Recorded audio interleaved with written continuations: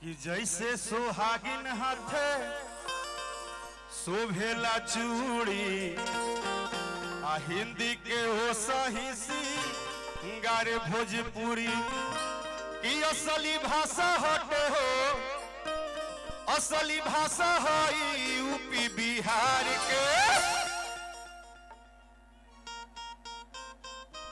अगर आप भोजपुरी के धरती से हैं और भोजपुरी को प्यार करते हैं तो दोनों हाथ एक बार उठा लीजिए।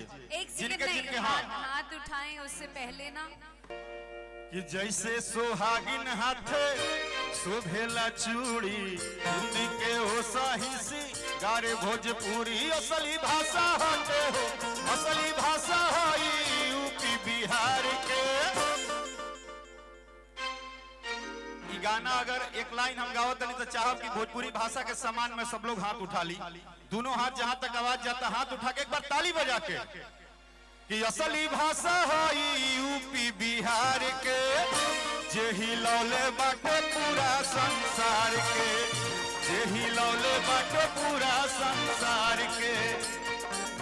जैसे सुहागिन हाथ शोभेला चूड़ी हिंदी के हो सही सी गारे भोजपुरी असली भाषा हटे हो, असली भाषा है यूपी बिहार के, जे हिलौले बाटे पूरी संसार के, जे हिलौले बाटे पूरी संसार के, आज हिलौले बाटे पूरी संसार के, जे हिलौले बाटे पूरी संसार के।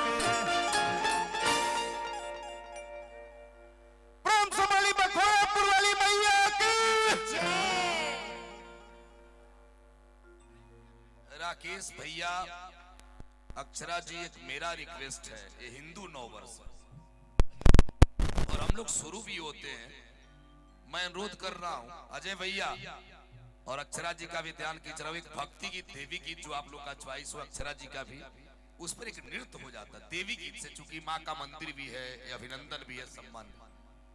अच्छा, जो एक भाव हो आपके मन में हो तो एक भाव, मेरा जो इच्छा था कि सब लोग झूमते के भाव देवी गीत पर सबको झुमा देते आप लोग, चूंकि नवरात्र भी चढ़ गया, छठ गीत, चैती छठ भी आ गया गुरु जी, तो अक्षरा जी और आप मिलके गाते तो मजा आ जाए। हाँ, देवी गीत का तो बात है।